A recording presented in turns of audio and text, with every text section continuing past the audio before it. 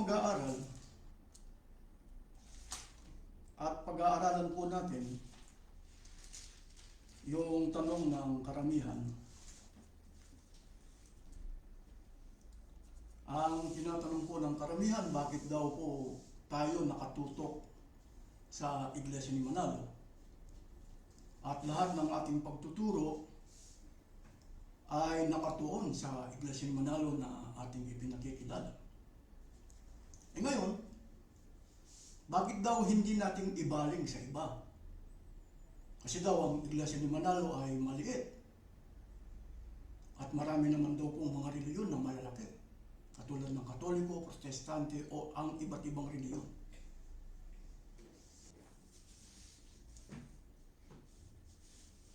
Bakit nakatutok po tayo sa Iglesia ni Manalo? Bago ko po sagutin yan, meron muna akong babasahin. Ang babasahin ko po sa inyo, aklat po ng Gawa, Kapitulo 5, talatang 29. Ngunit sumagot si Pedro at ang ibang mga apostol, ang Diyos ang dapat namin sundin, hindi ang tao. Kaya yung turo o utos nila o yung ipinapayo sa akin, huwag nang tuligsain, huwag nang punahin ang Iglesia ni Manalo. Kumbaga, ibaling natin sa mga malalaking reliyon. Hindi po. Meron po ba tayong dahilan kung bakit tayo nakatutok? Bakit? Ang pinapansin natin, ang Iglesia ni Manalo. Meron po ba tayong dahilan? At ito ba ay batay sa Biblia? Ang babasahin ko po sa inyo, aklat po ng Jeremias 6:22. Ganito po ang ating matutunghayan. Ito pong mga talatang ito, hindi po binabasa o hindi itinuturo sa Iglesia ni Manalo. Ganito po ang ating matutunghayan. Aklat po ng Jeremias 6:22. Ganito ang sabi ng Panginoon. Narito, ang isang bayan ay magmumula sa hilaga ang lupain. At isang dakilang bansa ay pupukawin mula sa kaduluduluhang bahagi ng lupa. Dito po batay sa pagtuturo ng Diyos sa pamagitan po ni Jeremias, merong isang bayan na magmumula sa hilagahan. Ang hilagahan na tinutukoy rito ang Europe. Ang isa sa bahagi ng Europe, ang Italy. Ang isa sa bahagi po ng Italy, Milan. Para maunawaan po ninyo. Isang bayan na magmumula sa hilagahan. Ano po ang gawain niya?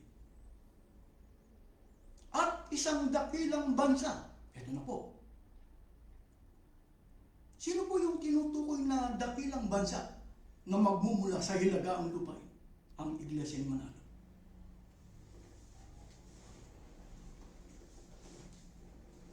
Paano po? Ano po ang kailangan gawin sa dakilang bansa? Pupukawin. Ano po ang ibang termino ng pupukawin? Gigisingin. Kaya, bakit natin natiyak na ito ay Iglesia ni Manalo? Kasi po ang banggit, at isang dakilang bansa ay magmumula sa magmumula sa kaduluduluhang, sa kaduluduluhang bahagi ng lupa. Babasahin ko po sa inyo aklat po ng Isaias 24:15-16. Pakinggan po ninyo. Kung anong pagtuturo, bakit kailangan pukawin, gisingin? Isaias 24:15-16. Kaya't luwalhatiin ninyo ang Panginoon sa silanganan, sa makatwid bagay, ang pangalan ng Panginoon, ng Diyos ng Israel, sa mga pulo ng dagat. Mula sa kaduluduluhang bahagi ng lupa, ay nakarinig kami ng mga awit, kaluwalhatian sa matwid. Ngunit aking sinabi, namamatay ako sa aba ko, ang mga manggagawang taksil ay nagsisigawang may kataksilan. Oo, ang mga manggagawang taksil ay nagsisigawa na may lubhang kataksilan. Dito po, sino po ang katuparan ng Isaias 24:15-16? Sino po ang katuparan nito? Ang magtuturo po ang Iglesia ni Manalo sa isang pasugo para maunawaan po ninyo kung sino ang katuparan ng Isaias 24, kung bakit kailangan silang pukawin, gisingin. Narito ang isang pasugo ng Iglesia ni Manalo. Sila po ang nagpapatutuo na sila ang katuparan ng Isaias 24:15-16. Ang sumulat nito, o yung babasahin ko, ang sumulat ay si Benvenido C. Santiago. Sa ngayon, si Benvenido C. Santiago, isa po siyang General Evangelist. Isa po siya sa tinatawag na Church Administration. At siyang nagpapatutuo na sila ang katuparan ng Isaias 24:15-16. Ganito po ang ating matutunghayan. Ang pasugong ito, issue noong July 2003, volume 53, number 7.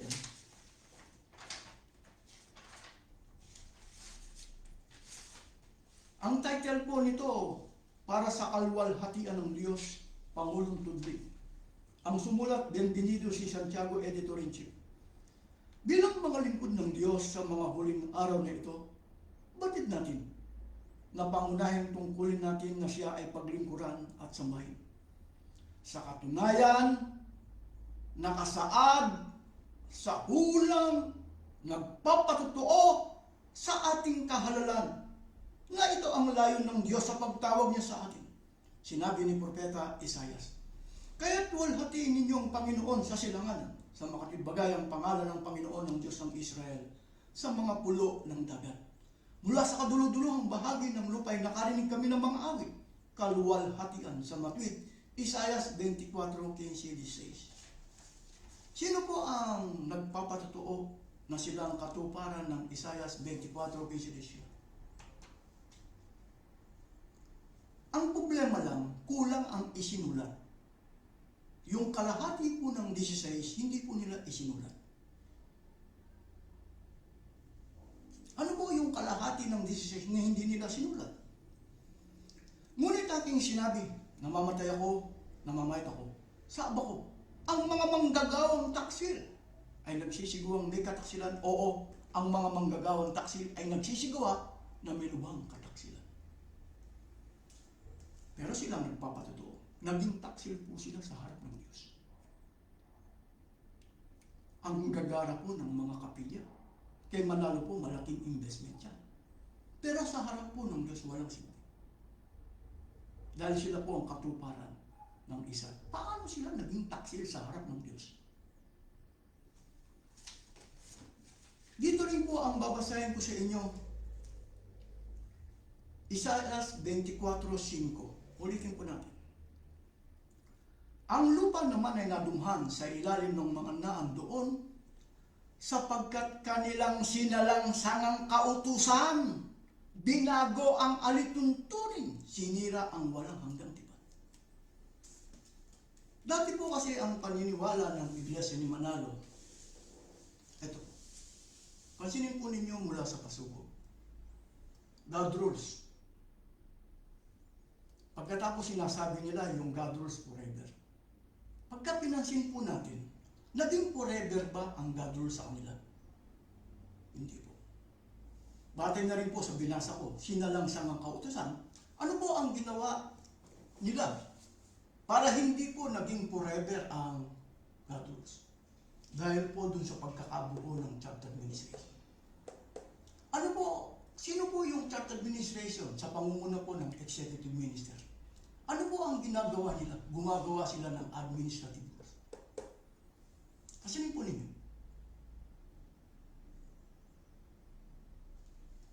Kasi ninyo. Yung po bang God rules at saka yung terminong God rules, saka yung terminong administrative rules, magkatulad po ba?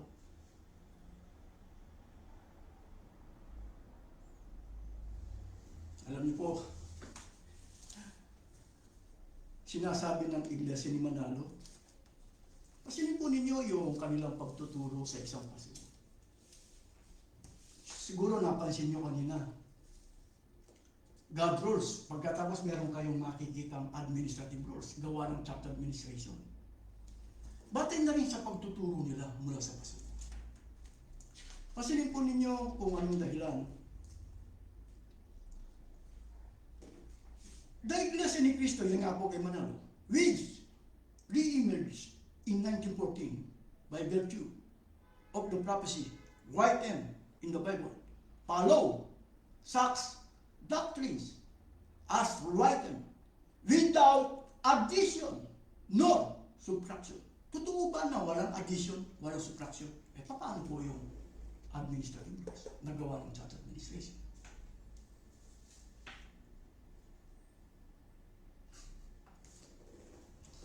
Yan po ang masakit Pagkatapos ang paniniwala ng Iglesia ni Manalo, meron pa rin ba akong babasahin mula sa isang pasuko para maintindihan po ninyo. Mabasahin ko sa inyo, ito po yung paninindigan ng Iglesia ni Manalo. We believe that the Bible is the sole basis of faith and service to God. Ang tanging batayan ba ng Iglesia ni Manalo? Biblia. Alam niyo po, magpaturo po kayo ng pandoktrina numero 1. Sino po ang may gawa ng pandoktrina? Si Manalo. Yung bang mga ministro ni Manalo, hindi ba sila tinuruan ng pandoktrina numero 1? Alam niyo po, yung mga ministro ni Manalo, bawat ministro ni Manalo meron pong kopya nito. Magpaturo po kayo sa kanila kung pwedeng dagdagan ng administrative rules, ang mga God rules. Kayo po. Alam niyo po kung palabasa kayo ng Biblia. Babasahin ko sa inyo, Deuteronomio 12:32. Ganito po ang ating matutunghayan para maintindihan po ninyo. Kung anong bagay ang iniutos ko sa iyo, ay siya mong isasagawa. Huwag mong dadagdagan, ni babawasan. Alam niyo po, ang mga utos ng Diyos, wala po ang taong magbubuo ng chapter administration para gumawa ng administrative rules. Baka meron pong bago sa atin o merong nanonood sa atin. Saan mo mababasa yung administrative rules na sinusunod ng Iglesia ni Manalo? Ganito po ating matutunghayan sa isang pasugo para maintindihan po ninyo. Hindi po ako naninira, hindi po ako nagbibintang. Ito po yung pasugo. Ganito po ang ating matutunghayan. Ang pasugong ito, issue noong January hanggang February 1991, volume 43, number 1. Ang sumulat po nito ay si Pelhum B. Fuentes. Ang title, Unity with the Church Administration. Ito po. In no way should these administrative rules of the church contradict the doctrines of Holy Scripture, lest the very purpose of commissioning the church administration would have been defeated. Ipinakikilala nila yung administrative rules. Sino po yung church administration? Mga tao yan. Gumagawa sila ng administrative rules para kalabanin po ang mga God rules. Para maintindihan po ninyo. Pero, ipinakikilala nila na hindi daw po kontra. Huwag na sa Biblia. Huwag na sa Biblia. Sa pasugo na lang. Ang tanging batayan ba ng Iglesia ni Manalo ay Biblia? Hindi po. Bakit? Meron silang administrative rules. Hindi ba nila dinadagdagan ang Biblia? Yan po ang Iglesia ni Manalo. Kaya po yun ang ikinagagalit ng Iglesia ni Manalo. Bakit kailangan silang pukawin, gisingin? Dahil nabaling sa administrative rules na gawa ng church administration. Kaya ang tawag ng Diyos, manggagawang taksi. Alam niyo po ang paniniwala ng Iglesia ni Manalo. Babasahin ko po sa inyo, isang pasugo rin ng Iglesia ni Manalo. Kung anong paniniwala nila, ito po. Kung bakit ayaw nilang basahin ang Jeremias 6:22. Ito po yung paniniwala ng Iglesia ni Manalo. Actually, the main reason why many people are converting to the Iglesia ni Cristo is that the realization that this is the true church of Christ today, fulfillment of the Bible prophecy. The third and last group of people. Ano po ang paniniwala at paninindigan ng Iglesia ni Manalo? The third. Pagka third ako, wala akong tutulad dun sa third. Ang tinututulan ko yung last. Kapag ka ang third ay last na, wala pong ika-apa. Papatayin mo yung paniniwala o yung mababasa sa Jeremias 6:22 na merong manggigising. Ulitin ko po ano. Ito pong paniniwala ng Iglesia ni Manalong, the third and the last group. Ulitin natin ang Jeremias 6:22. Pansinin po ninyo, ganito po ang ating matutunghayan. Jeremias 6:22.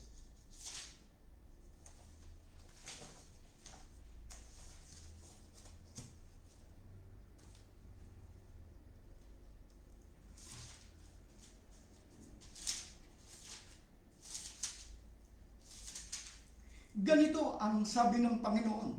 Narito, ang isang bayan ay magmumula sa ilagang lupain. At isang dakilang bansa ay pupukawin mula sa kadulog-duluhang bahagi ng lupa. Dito po yung paniniwala nilang the third. Tama po yun. Pero pagka nilagyan mo ng last, sasalungat na po rito. Bakit? Kailangan silang pukawin. Gisingin. Sino manggigising? Yung isang bayan ng Diyos na magmumula rito sa hilagaan lupain. Bakit sila pupukawin? O gigising? Naging manggagawang taksil sila sa harap ng Diyos. Paano sila naging taksil sa harap ng Diyos? Nagbuo po sila ng church administration. Alam niyo po, magpaturo po kayo sa mga ministro ni Manalo. Alamin niyo yung tinatawag na council. Dito, talingin niyo kung paano tumalikod o paano itinalikod ang una at ikalawang bahagi. Kung paano po nagkaroon ng paniniwalang Diyos ang Kristo dito sa council. 325 AD sa konsilyo ng Nicea. Ginawang Diyos ang Espiritu Santo 381 AD sa konsilyo ng Constantinople. Dahil sa council. Kailan ginawang Iglesia Katolika, Apostolika, Romana, yung una at ikalawa, malalaman nyo rin sa council. Magpaturo po kayo sa Iglesia ni Manalo. Kaya yung ginawa nilang pagbuo ng church administration, hindi na po bagong bagay yan. Kung palasuri kayo, palasiyasa. Bakit kailangan nilang magbuo? Alam niyo po, naging saking kasi sila sa pera. Hindi sila nagkasya sa voluntary contribution. Hindi sila nagkasya sa voluntary contribution. Kailangan nilang kumita ng bayan. Kaya lagi ko pong sinasabi sa inyo, batay sa pagtuturo ng Iglesia ni Manalo, batay sa pagtuturo ng Iglesia ni Manalo, anong katangian ng tunay na Iglesia ni Cristo? Sino magtuturo? Hindi tayo. Anong katangian ng tunay na Iglesia ni Cristo? Ang babasahin ko sa inyo, random note. How expensive is the way to the Catholic heaven? Page 17. Ang pasugong ito, May 1994, volume 46, number 5. The Christian, ito po yung tunay na Iglesia ni Cristo. Ipinakikilala ng Iglesia ni Manalo. Ikukumpara natin. The Christian, God's people in the latter times are admonished to give as much as their heart can cheerfully give, for God loves a cheerful giver. Luke chapter 10, verse 7 state that the devil is worthy of his hire. But it states, in what is your conscience of food and drink when he goes on missionary journey? There is absolutely nothing in the Bible that specifies this for a specific religious services.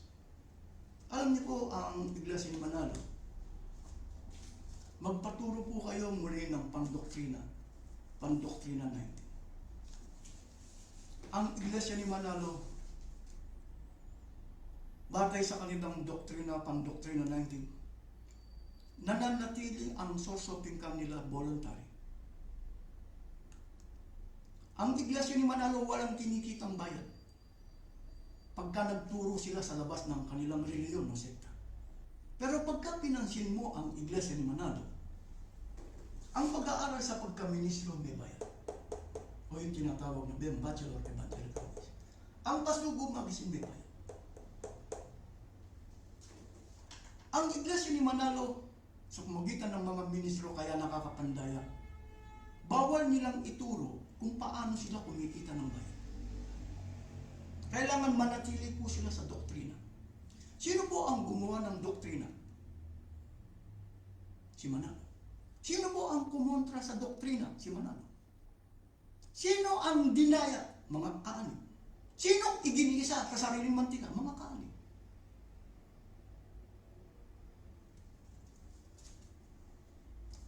Bakit po hindi nila pwedeng ituro na kumikita sila ng bayan? Kasi po yung abuloy tsaka bayan magkakontra. Batay sa pagtuturo ng Iglesia ni Manalo, ganito po ang ating matutunghayan. Kaya ang ministro ni Manalo, o yung mga ministro ni Manalo, wala silang kinikitang bayan.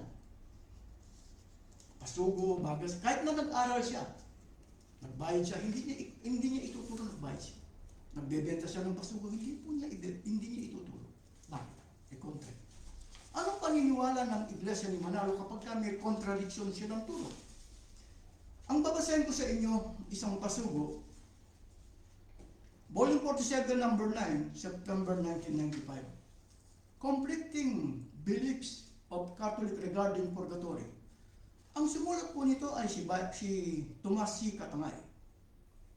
Ends any church with conflicting beliefs bears the indelible mark of a fake or false gods, one that is not of God.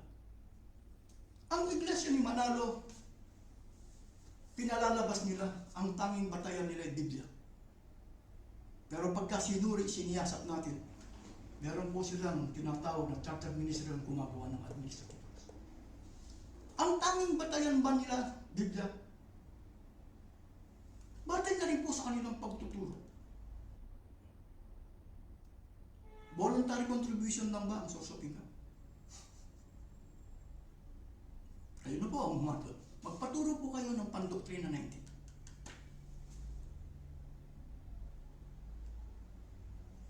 Kung ang source of income ng Iglesia ni Manalo, kaya ayaw po nilang mag-declare ng source of income ng totoo. Alam niyo po, kaya ako bilang tagapagturo, bakit? Kasi sabi nila bakit ang lakas ng loob mo? Nasa tama lang ako, nasa katwiran. Tatanungin mo lang yung ministro ni Manalo. Ako po kasi hindi ko ministro ang pagkakilala ko sa kanila. Kolektor lang. Nagpapakunwari na waring ministro ng katwiran. Ipakilala mo sa akin kung paano ka naging ministro.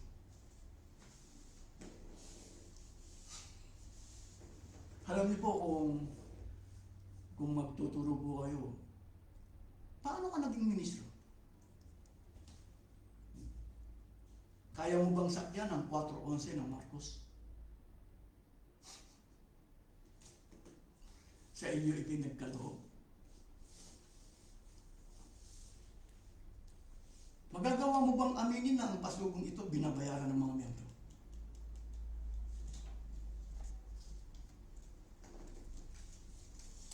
Kaya nasasaktan po ang karamihan.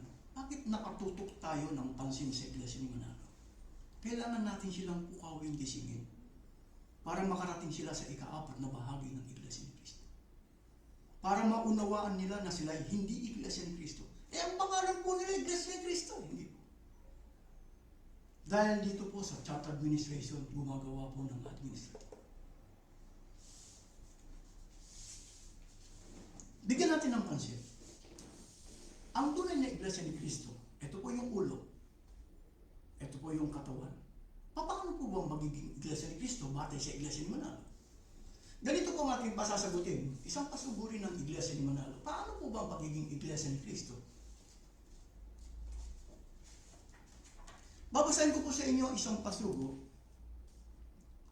Therefore, habang binabasa ko po ito, pasinin po ninyo ito.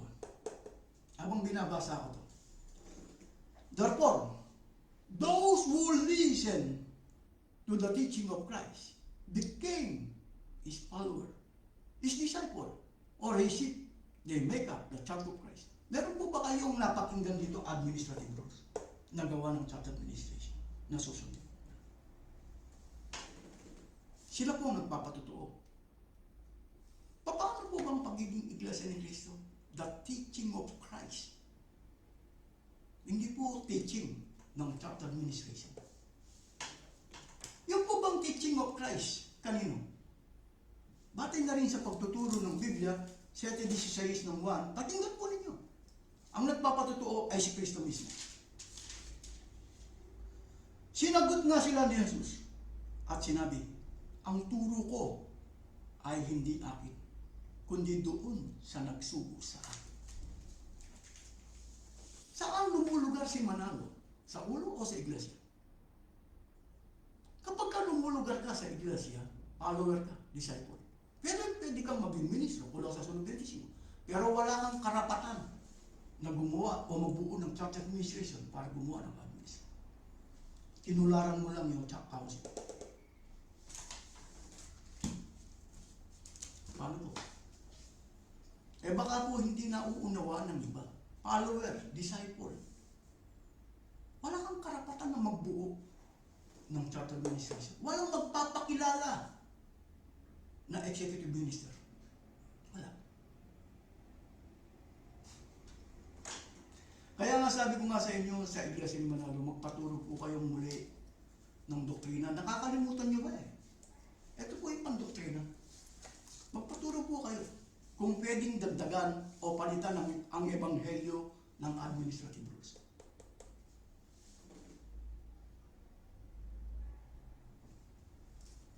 Kaya, kasi kung minsan napapansin ng iba, bakit galit ka? Hindi po ako ang galit. Basahin nyo Isaias 24:15-16. Sino po ang nagsasabing manggagawang taksil? Bakit naging manggagawang taksil sila? Ayaw po nilang. Ulitin natin, para naiintindihan po ng iba.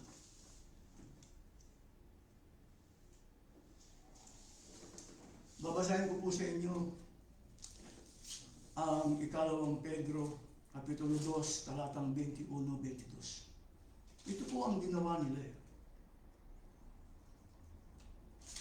Ang ginawa nila ito, ikalawang Pedro, Kapitulo 2, talatang 21. Dandahanin po natin, tsaka natin babasahin. Ito po. Tsaka nyo abang binabasa ko po ito, titingnan nyo ito. Sapagkat magaling pa sa kanila ang hindi nakakilala ng daan ng katwiran. Kaysa pagkatapos makilala ito, tumalikod sa banal na utos na ibinigay sa kanila. Kaya nabaling sila sa administrative rules.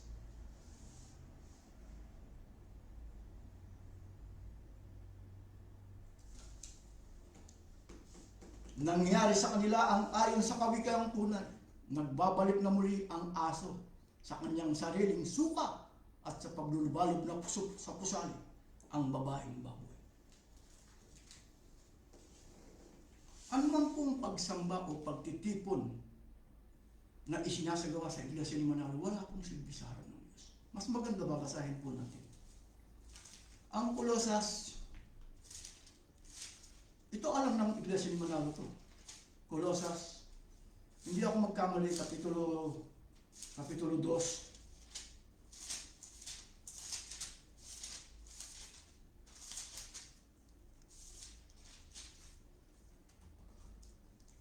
Kapitulo 2, talatang 22-23. Ang lahat ng mga bagay na ito ay mga sisira sa paggamit, ayon sa mga utos at mga aral ng mga tao.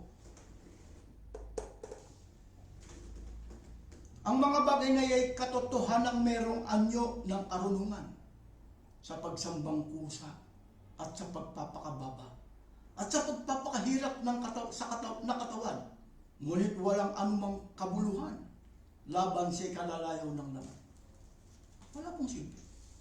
Dahil ang sinusunod po nila, kahit magagara po yung mga kapilya nila, administrative. Alam niyo po, kung mapagpansin po kayo sa Iglesia ni Manalo, ano po yung mga administrative rules nila?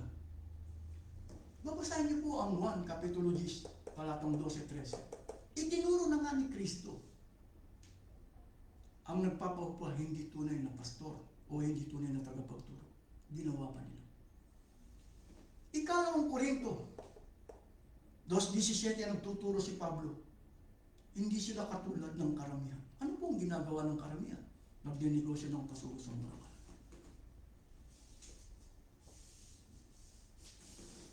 Ang pangalan po nila Iglesia ni Cristo eh.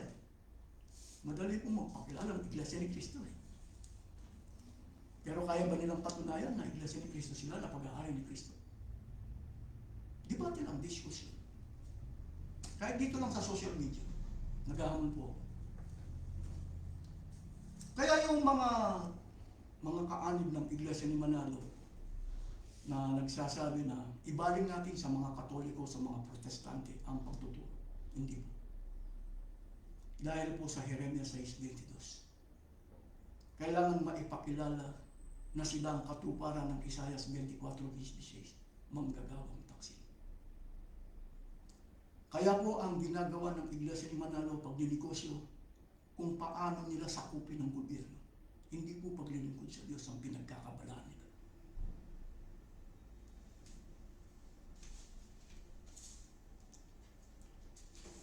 Bakit kailangan nilang magbuo ng chapter administration?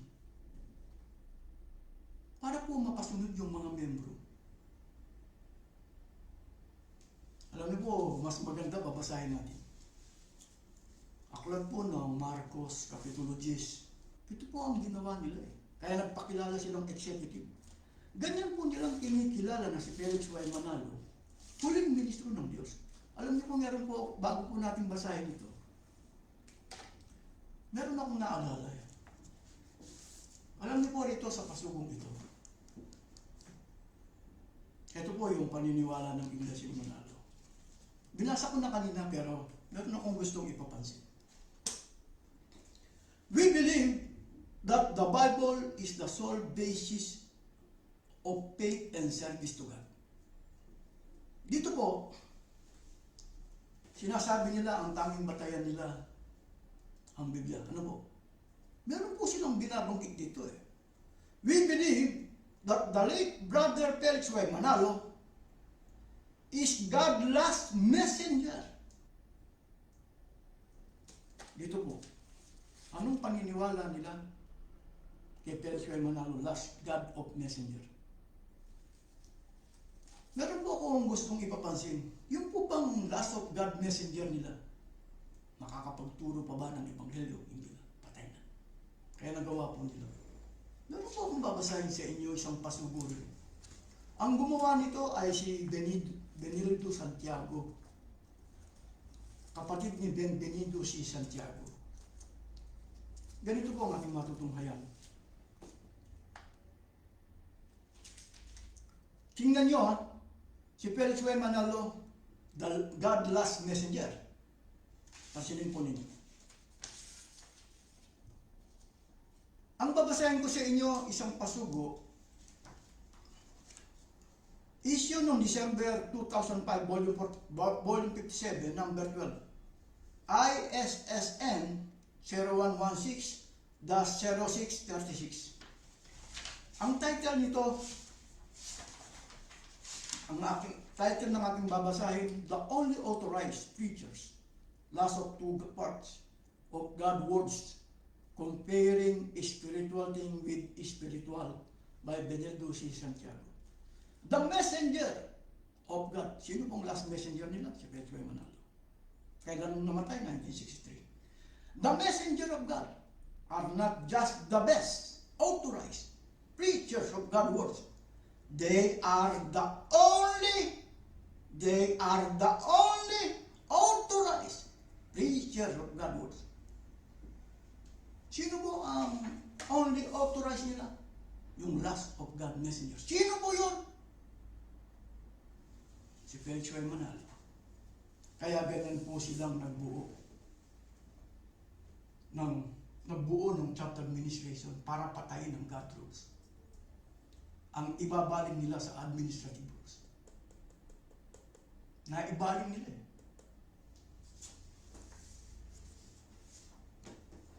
Kaya bago namatay si Peran G. Manalo, kasi po merong kumakalat na issue sa Facebook. Natupad daw po ang Isaiah 24:15-16 sa panahon ni Edward Manalo. Hindi po. Sa panahon po ni Peran G. Manalo, yung ama ni Edward Manalo.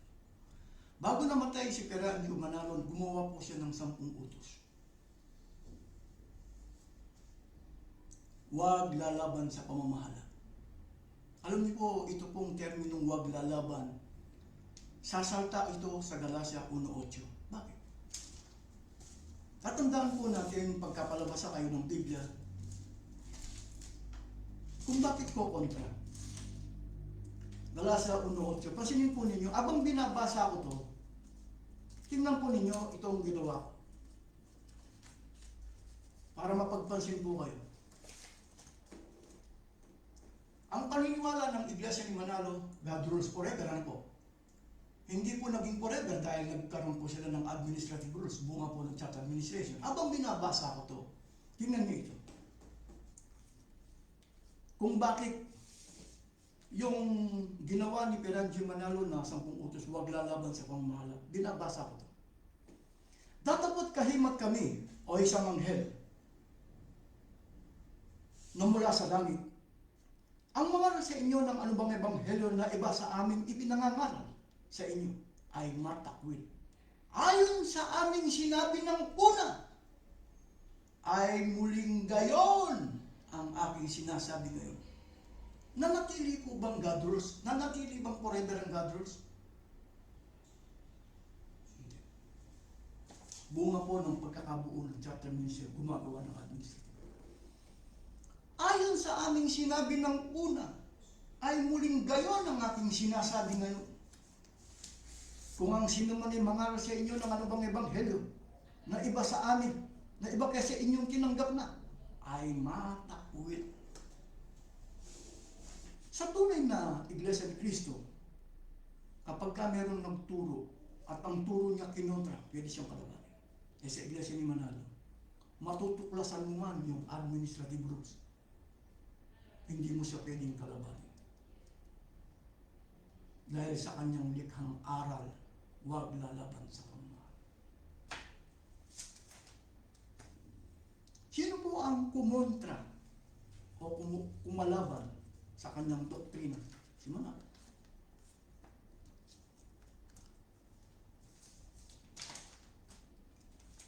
Bago po, mas maganda po, abang binabasa ko to, yan po kasi ang tinagagalit ng Iglesia ni Manalo. Ang Iglesia ni Manalo po, mga sina Manalo at ang kanyang mga hindi naman po mukhang gutom. Hindi naman po mukhang nalilipasan ng gutom. Ang nangyayari po sa kanila, kasakiman. Kasakiman. Dahil sa pera. Huwag mo sasabihin hindi nila kabisado ang turo nila. Ako, haharap ako sa mga ministro ni Manalo. Ang pagkakilala ko sa kanila, hindi po ministro, kundi kolektor. Ano silbi ng doktrina nyo? Bakit hindi nyo ba kabisado ang mga doktrina nyo? Pagkatapos ikumpara nyo kung anong nangyayari sa inyong reliyon,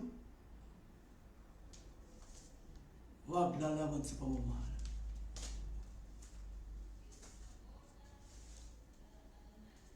Magsuri po kayo magsiyasat, lalo na sa Iglesia ni Manalo. Kaya yung mga nagsasabing ibaling natin sa ibang sekta, katulad ng Katoliko, Protestante ang pagpuna, hindi ko po pwedeng iwasan ang Jeremias 6:22.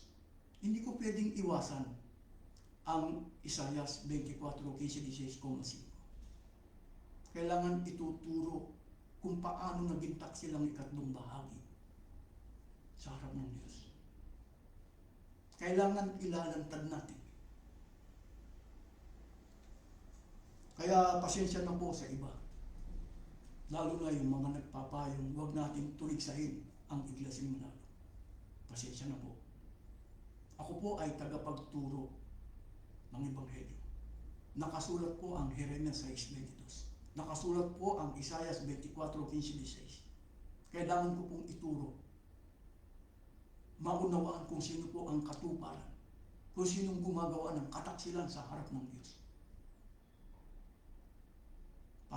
Pasensyahan po tayo. Sa Diyos ako susunod, hindi po sa inyo. Maraming pong salamat sa inyong lahat.